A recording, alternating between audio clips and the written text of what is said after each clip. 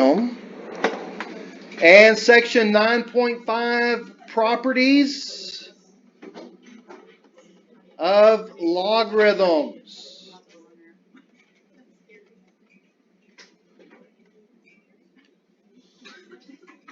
And again, that's page 643 if you need to know that. There are 3 properties we're going to be looking at, and I'm going to list the formulas up here on the board. And the first is called the product rule.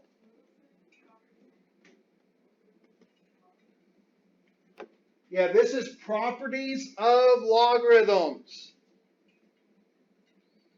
And the first property we're going to look at is the product rule. And the product rule says if you're taking the log of 2 things that are multiplied, you can separate the factors into their own log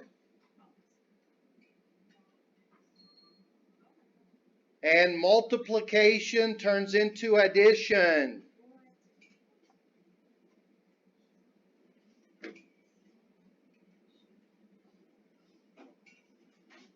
And I see most of you writing this down. Good for you. Yes. All right, so we've got log base b. This is a little b of x times y. Do you see I'm taking the log of 2 things that are being multiplied? So what it says if you're taking the log of 2 of something that's being multiplied, those factors can be separated. They each get their own log, and it turns into addition. Did you make a note of that? Multiplication turns into addition. Okay, next, the quotient rule.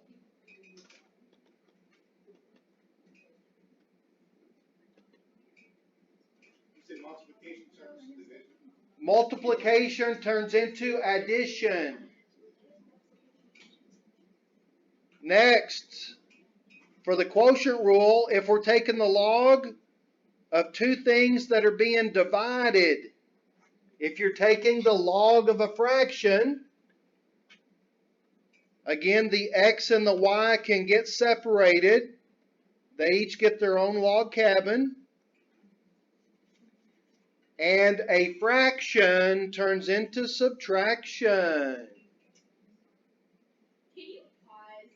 Like, I can't write fast enough. Okay.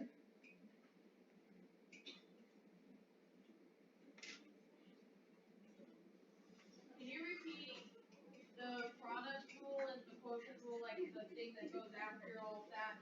Like the addition, multiplication, subtraction? What, verbally? Yeah. Yeah, I can do that. Or you can write it down, that'd be even better. Yeah, no, I'll repeat it verbally. Okay. I don't want to be too helpful. I hear you. All right. Are you ready? Are you listening? Yeah. Are you okay? So notice this would be a monomial, 1 term, but there's 2 factors. So if you're taking the log of 1 term that has multiple factors, each one of those factors gets put into their own log cabin. They each get their own log. Multiplication turns into addition. So when you separate those factors each into their own log, they all get separated with what sign? Addition. But if you're taking the log of a fraction, notice that the numerator and denominator each get their own log. They get separated each into their own log. And what does a fraction turn into? Subtraction. Remember, that one rhymes. A fraction turns into subtraction. Also notice it matters who goes first. Whoever's on top comes first, okay? Are you ready for the last rule? I've got one more rule, and it's called the power rule.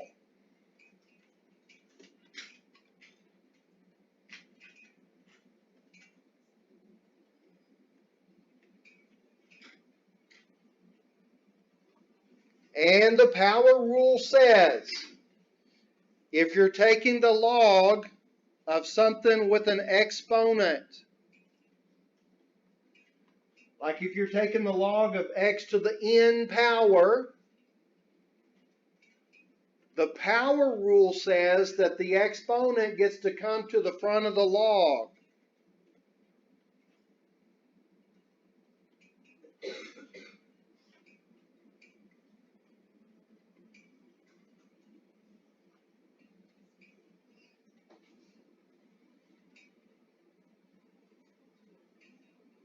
Or in other words, what the power rule says, it says the exponent can become the coefficient of the log. You can bring that exponent down to the front, it becomes the coefficient of the log. You got that? Let me say it one other way. The power rule is like The Price is Right. Y'all ever watch The Price is Right? Look, the exponent, come on down to the front. You're the next contestant on the power rule, right? And now we're going to look at examples of all of those.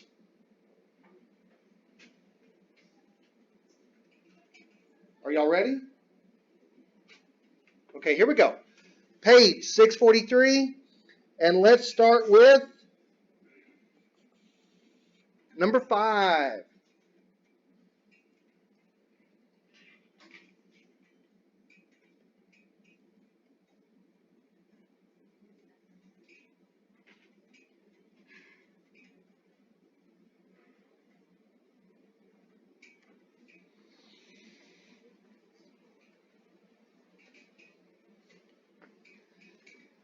Kylie. Is that a Y or something else? That is a Y. Does it need to look like that on my paper? I was trying to make it a capital Y. Does it need to be a capital Y? It does. Okay. Everybody knows that math is case sensitive, right? Yeah. Why'd you put it in parentheses? Because I felt like it. But we don't have it. You don't have to. Oh, were y'all looking at the book? Yeah, in the book it doesn't have parentheses, but I put parentheses just so you know that I'm taking the log of all that. So the parentheses are optional. But what's not is what the instructions say. Okay, the instructions say express as a sum of logarithms. So, how are the 8 and the y attached? And that's going to be the product rule. So the 8 and the y are going to get separated. Hopefully it's only a temporary separation. You know what I mean? And we're going to have log base t of 8 plus log base t of y. And that's all you do. That is an example of the product rule. Everybody understand how that works? Things that are multiplied get separated. They each get their own log cabin. Product turns into a plus. Any questions before I do the next one?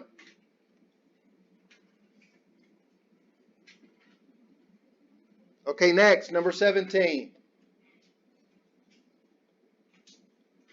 Log base t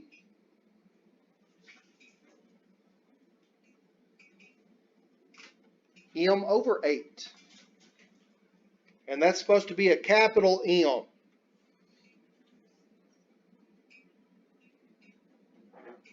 And again, the parentheses around the fraction, those are optional. If it feels good to put the parentheses, do it. But this time, am I taking the log of a fraction?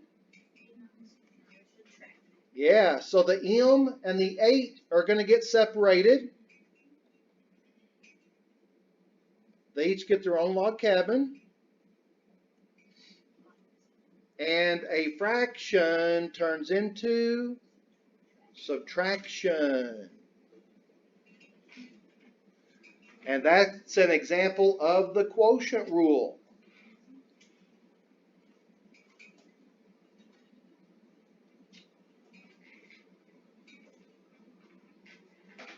And can you guess what's coming next?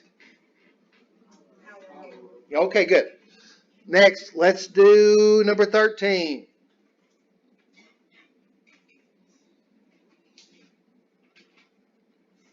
Log base C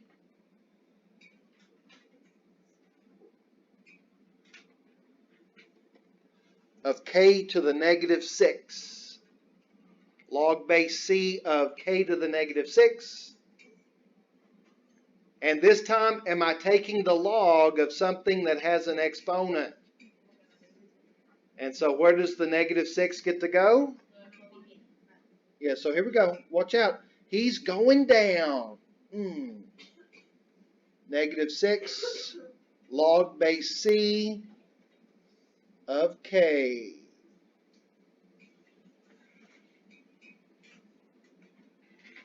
That's almost like being at the movies too. Right? You holler at the negative 6, hey, down in front. Get down in front.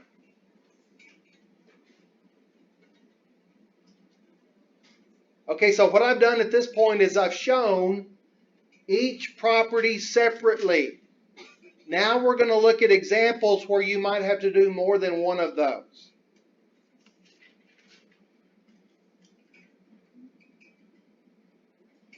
Number 24.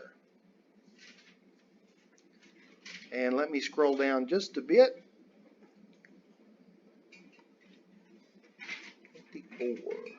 Log base A. X cubed y squared z.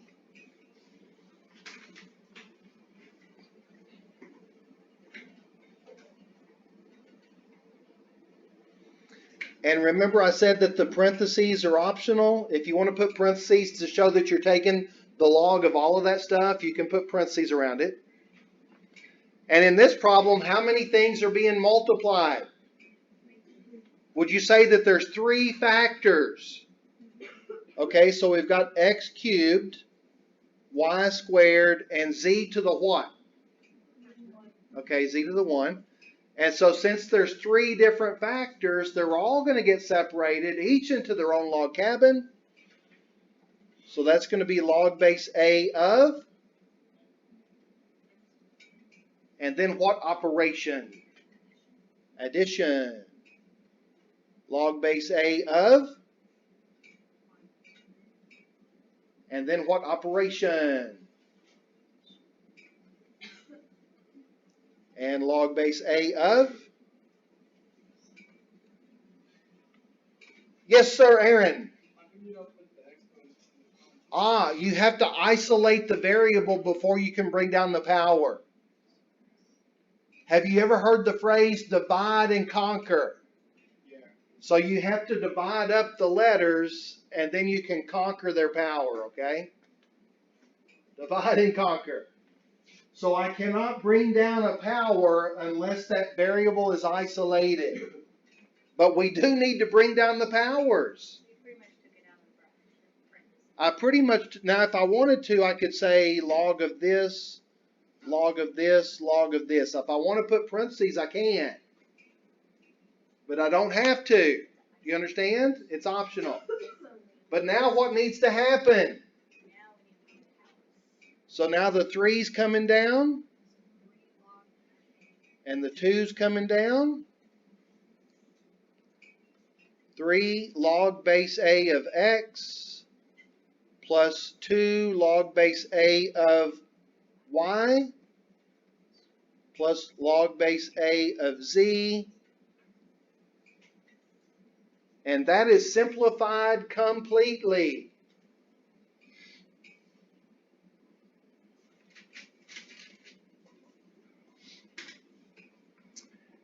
And I think it's important that you know the word that I might put on the test to indicate that I want you to break it apart like that. The key word here is expand. If I say expand completely, that means I want you to separate it up into as many logs as possible and do all of the appropriate rules, everything that applies.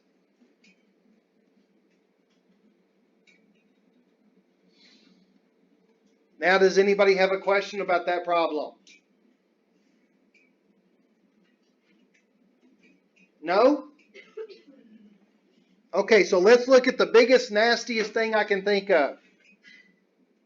Whoops, why did my pen go away? Number 26.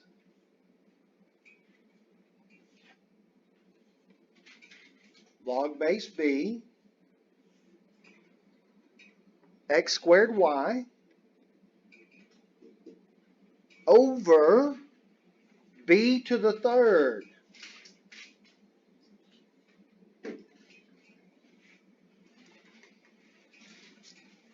And again, the book doesn't have the parentheses, but I kind of like putting them.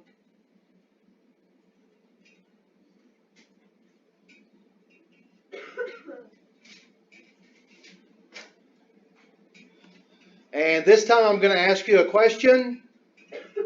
Inside the parentheses, do you see multiplication, a fraction, or a power? All the above? And so when you've got all of the properties involved, you kind of have to know which one to attack first. And it turns out that quotient rule always goes first. So what I'm saying is, if you have a fraction, you need to break it apart first. And then you're going to do any products. And the last thing you deal with are the powers.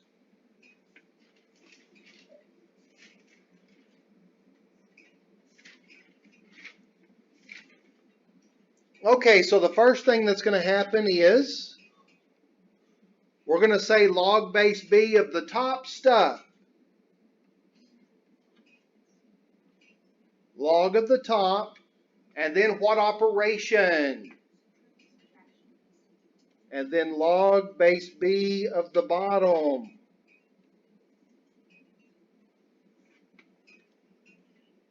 Everybody see, that's the quotient rule. Log of the top minus log of the bottom. And then do I have any multiplication that need to be split apart? Yeah, the x and the y, that's multiplication. So that's going to be log base b of, and what operation? Plus log base b of minus log base b of b to the third.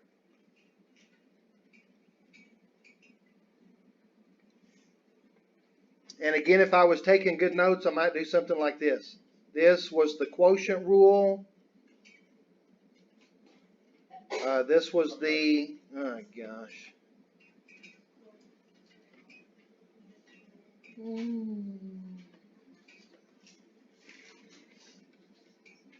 What was that? Power?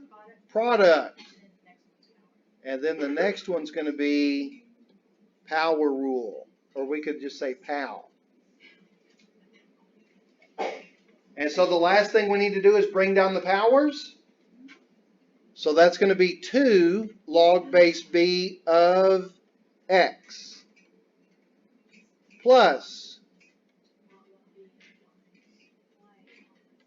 minus 3 log base b of b. And there's the final answer. Simplified completely. I don't understand when you got the minuses there. Oh, I know one of them was because the subtraction was the quotient. But is the next one the same?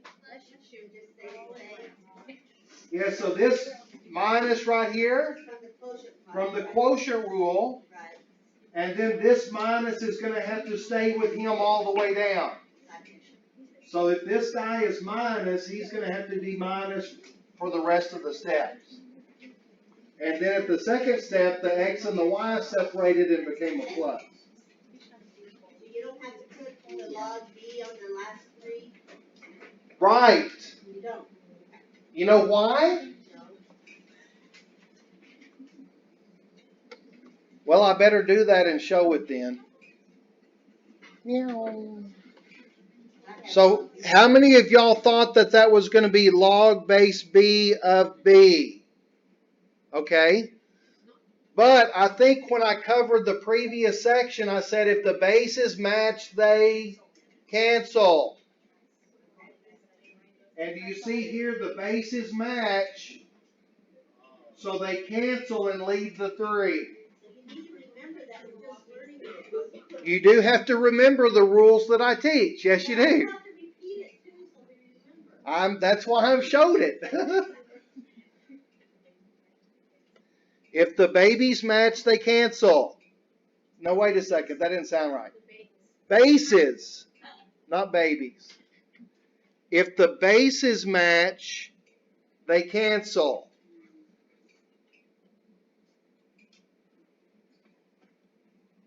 So yeah, you got to be on your toes. If the bases match, they cancel. How many of y'all think you need to see one more of those breaking it down? Yeah, can I make up my own problem? Okay, good. So this is going to be my problem. And I'm going to make up something like what I think is going to be on the next test. Hint, hint, yeah.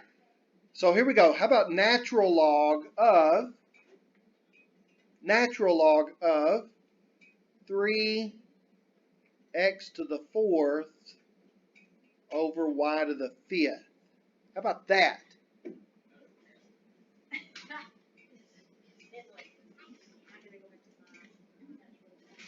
What'd you say? That looks nasty? That's the way I like it, though.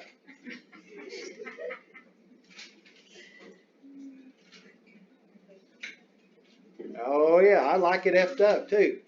Fractioned up. This problem is fractioned up. And so do I have multiplication, a fraction, or a power? Or do I have all the above? Right? Even between the 3 and the x, there's multiplication. So I said if you've got all the above, what do you deal with first? So the first thing to be separated is the fraction. And a fraction turns into subtraction.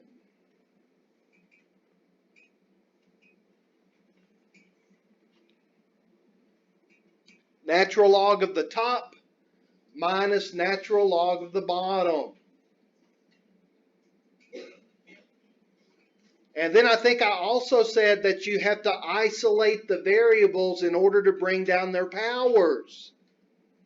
So I cannot bring down this exponent of 4 until I get the x by itself. So what's between the 3 and the x? And that's going to be the product rule. So that's going to be natural log of 3 plus natural log of x to the 4th minus natural log of y to the 5th.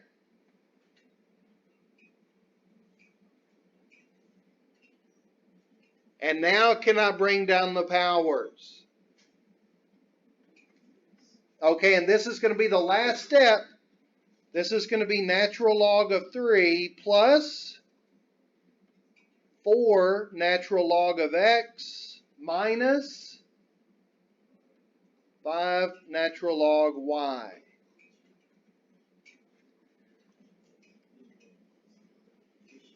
And we can say that that is expanded completely. We expanded that as much as possible. Anybody have any questions? Aaron? What if there's a fraction by itself? Like the whole thing is a fraction, that makes sense? Like if only one term is a fraction, is that possible? I'll write it down and see if you agree with what I have, okay?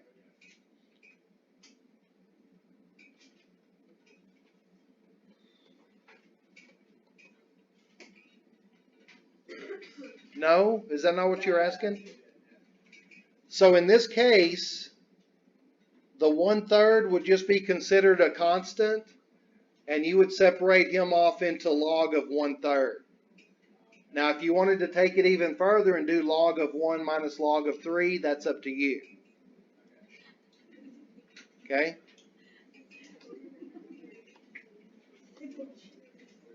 Whoops.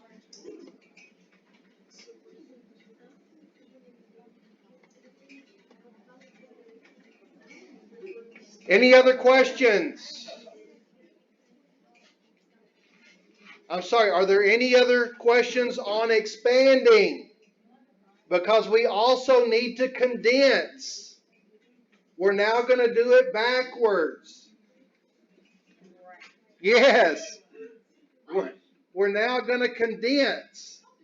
Yes. Huh? It's on the test. You bet it is. Next. Let's go to a new page. And let's look at number 35. We've got log base A of 75 plus log base A of 2. And the instructions say express as a single logarithm. Express as a single logarithm. So now we're taking multiple logarithms and we're condensing them. Okay? Aaron. Right. Okay, so remember a second ago we said that multiplication turns into addition, right? So going backwards, addition turns into multiplication. And I don't know if you remember earlier, but I said maybe it's only a temporary separation. Now they're going to get back together, okay? Yeah, so look at this. The two logs become one, and their stuff gets times, which is going to be log base A of 150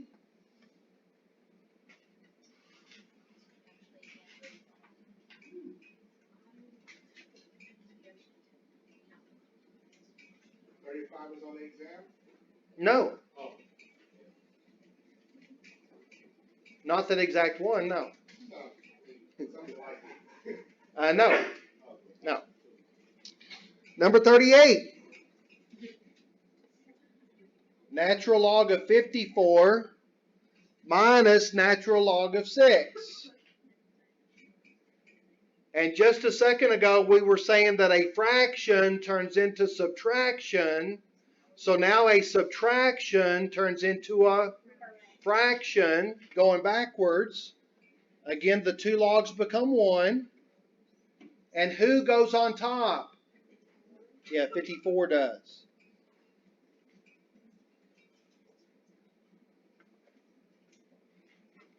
Subtraction turns into a fraction.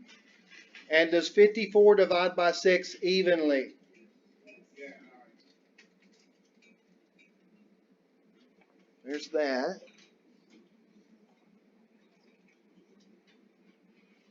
And let's also try number 39.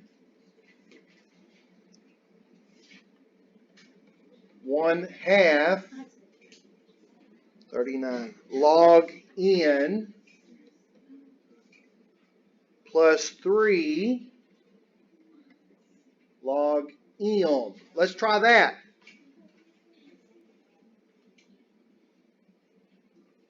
Jillian's back.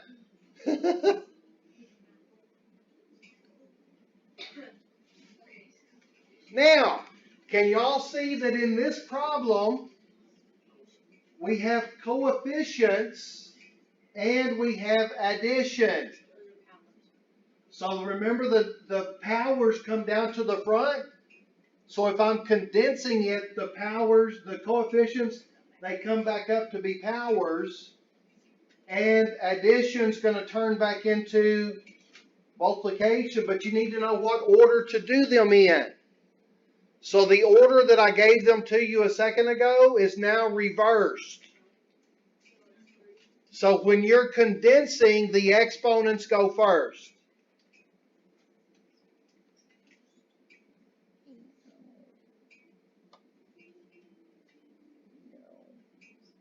Okay, so the first thing we have to do if we're condensing is the coefficients have to return to their power position.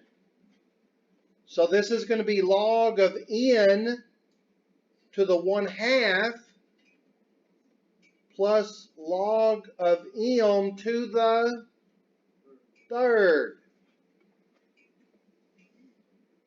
And now that there's no numbers out front, now we can condense the two logs into one.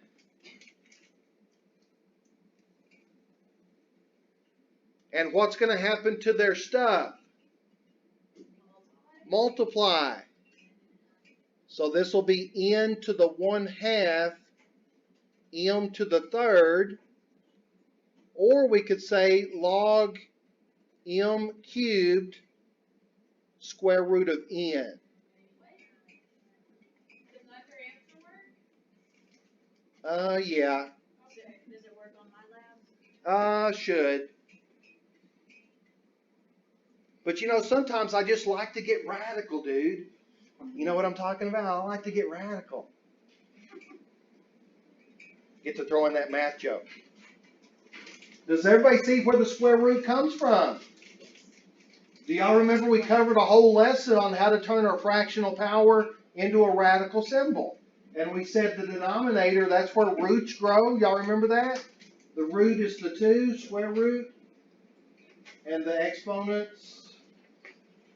Let's see, what else do I need to say about that? Do y'all have any other questions about that? Either one of these answers is acceptable. What?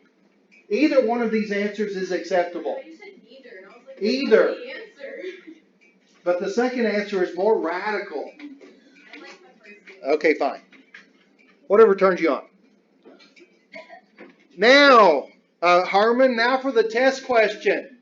You were looking for the test question, right? Number 41.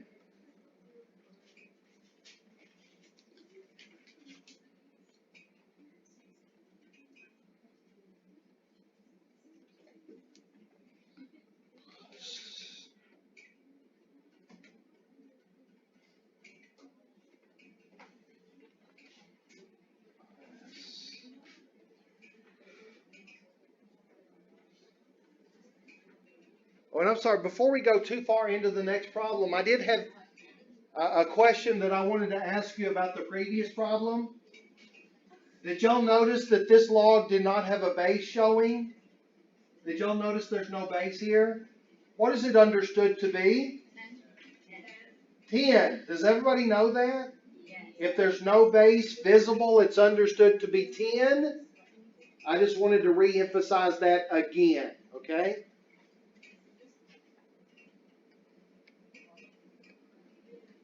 All right, so for number 41, the instructions are going to say condense. Or something to that effect, okay? It may say write the expression as a single logarithm. Or it may say condense, okay? So do you see addition, subtraction, or numbers in front of the logs? Everything. You see addition and subtraction? And numbers in front of the logs? And so what do I have to deal with first? The numbers in front. The numbers in front. Okay, so it's reversed now? It's when you're condensing, the order's reversed. Okay. Yeah, when you're condensing, you got to count it down 3, 2, 1, okay? So the 1/2 the 4 and the 3. And I want everybody to notice that I'm taking the 3, not the negative with it. Oh, because it's not a negative. Just the 3, not negative with the 3. So that's going to be log base A square root of x. Y'all don't like that, do you? Would y'all rather leave it x to the 1/2? Yeah. Okay, fine.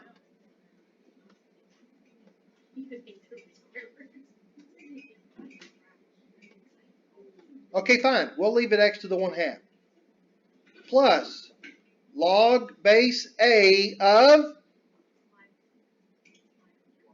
y to the 4th minus log base A of x to the 3rd.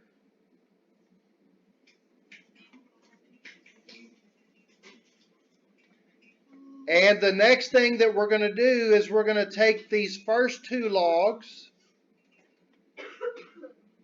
We're going to put these first 2 logs together. Addition turns into multiplication.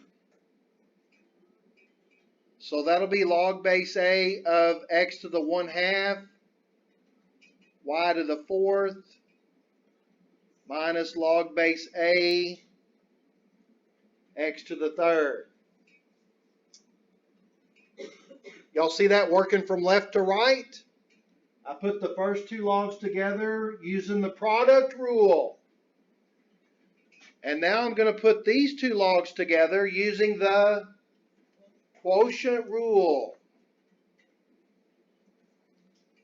Log base A. Who goes on top? X to the 1/2 y to the 4th all over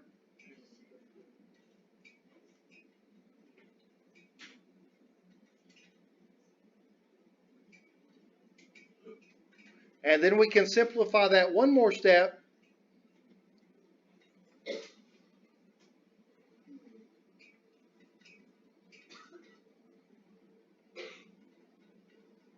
Does anybody happen to notice that we have the same variable top and bottom? So if you have the same letter top and bottom, remember we can reduce those. You can say which has more and then how many more.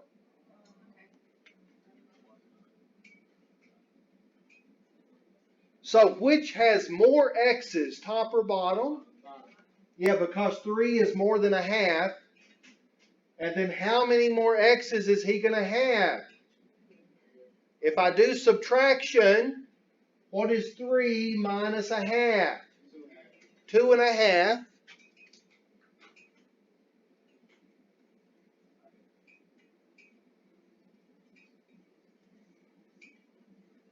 And we know that 2.5 as a improper fraction is 5/2.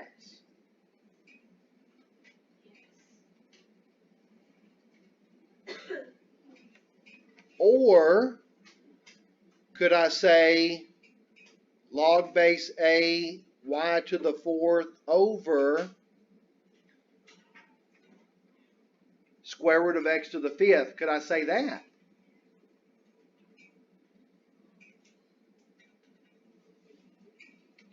Because what is the index? 2, which means square root, right? And the exponent could be 5. I could say that. Either way is fine. They both mean the same thing.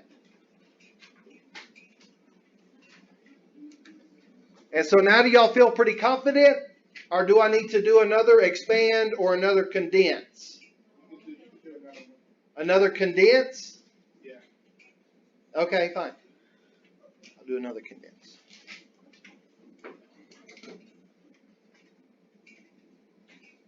And this is going to be my problem. I'm going to make it up. And I'm going to make it exciting.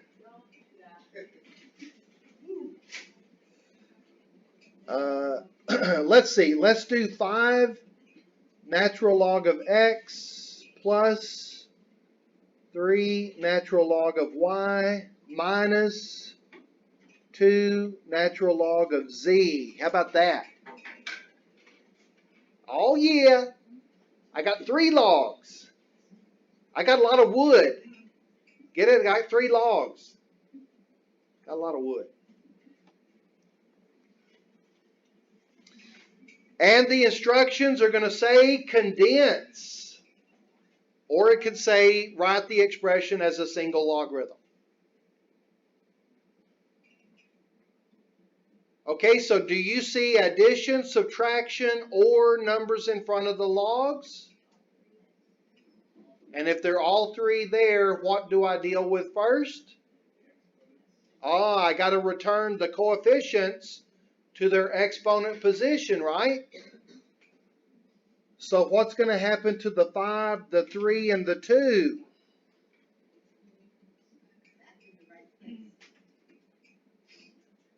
They're going to jump back up to their power position. And that'll be natural log of x to the 5th plus natural log of y cubed minus natural log of z squared. Do you see that you have to have the numbers in front gone before you can condense the logarithms? And so now which 2 logs are going to go together first? Yeah, the first 2. So those 2 logs are going to become 1. And what happens to x to the 5th and y to the 3rd?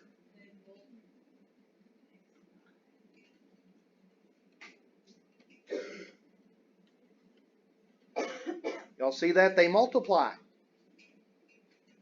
Is there ever a situation, like hypothetically, that there would be a natural log and a log in the same equation? If they're not all the same base, you cannot condense them. Yeah. So the logs will all have to have the same base. That's a good question, by the way.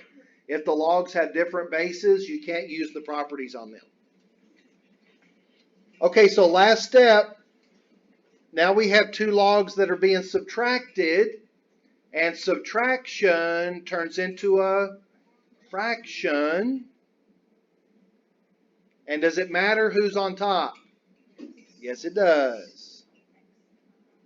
X to the 5th, y to the 3rd on top, z squared on bottom. And remember, the parentheses are optional. You can put the parentheses, you can leave them off, either way. Is it always return on the left side? Yes. It's always return on the left side. Like, if they return on the left, x is the fifth, y is the third, it has to be on the top.